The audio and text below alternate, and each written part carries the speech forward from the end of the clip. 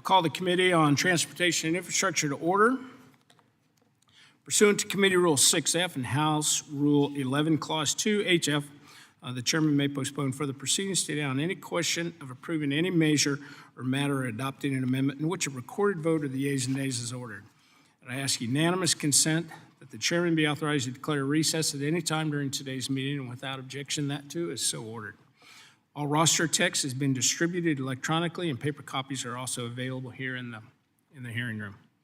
Today, the committee is considering one order of business, which is the approval of the revised subcommittee rosters due to membership changes on the majority side and the minority side. So I call up the subcommittee rosters for consideration. Without objection, the rosters will be considered as read, and I recognize myself for 5 minutes. Pursuant to House Resolution 1275, Congressman Vince Fong was appointed to the Transportation and Infrastructure Committee following the resignation of Congressman John James from the committee. Representative Fong has a long career of public service and will bring that experience to this committee, where I am sure he will be a strong advocate for his constituents.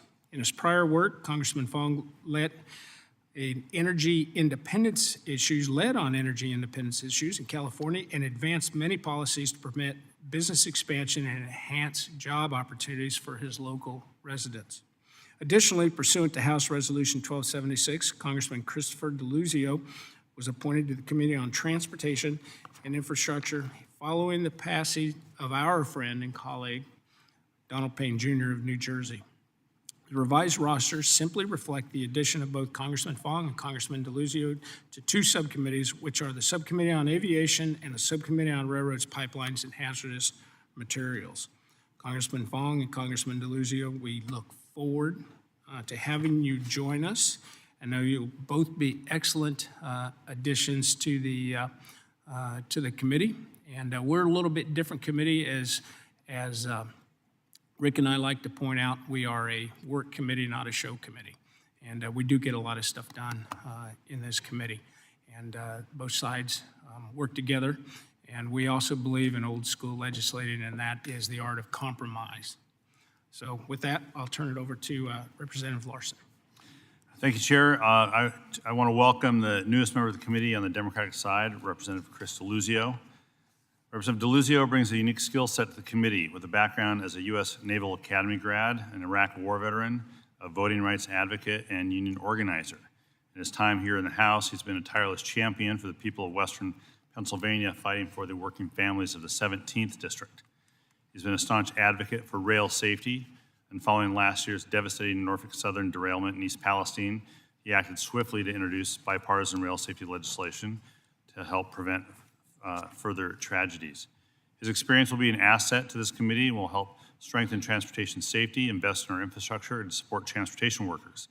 I look forward to his contributions and to working together to make America's infrastructure cleaner, greener, safer, and more accessible.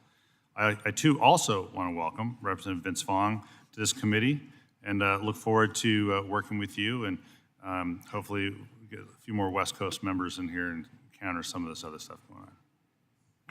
With that, I thank the chair and yield back. So I'm going to let both of you say a few words, but don't be discouraged by the fact that you're sitting at the very end of the row on both sides. Rick and I were both there at one time as well, a long, long time ago. So with that, any other members wish to be heard? Mr. DeLuzio. Thank you, Mr. Chairman. I guess I'll call this the kids' table down here. It's an honor to join you, and thank the ranking member as well. I'd, of course, like to start by acknowledging the late Congressman Payne and all the work he did here in this committee and more broadly in the Congress. I know he leaves very, very big shoes to fill, and I'll do my best on this committee. My region, Western Pennsylvania, has got a rich history and a bright future powered by workers ready to power this country's transportation systems and our infrastructure. I'm excited to join this committee from serving my community in the wake of the derailment in East Palestine, just next to my district, supporting the operations, Pittsburgh International Airport, the commerce on my region's rivers. This work of this committee is very important to my constituents. So I look forward to working with all of you, my fellow committee members, make our transportation systems and infrastructure the envy of the world. And with that, I yield back, Mr. Chairman. Thank you. Representative Fong. Thank you, Mr. Chairman and the ranking member. I want to thank you and your staff for helping me to prepare to hit the ground running, and I want to thank the entire committee for the warm welcome. Serving in the California State Assembly Transportation Committee before coming to Congress gives me great respect for the important work that is done here on the federal level, and I know that investing in our community's roads, airports, and infrastructure will help strengthen the critical supply chain needed to support the farmers, ranchers, and local businesses in the Central Valley of California and across our nation.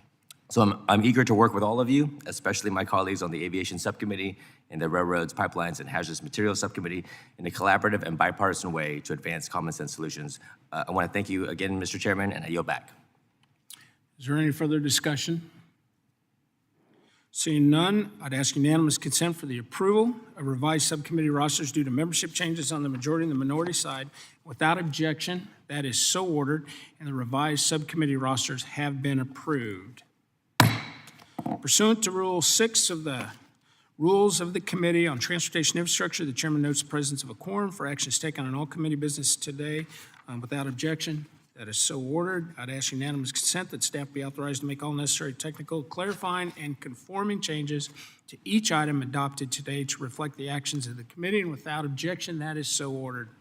I will remind members that we are about to move into subcommittee hearing, but the Committee on Transportation and Infrastructure has completed its business for the day, and the committee stands adjourned.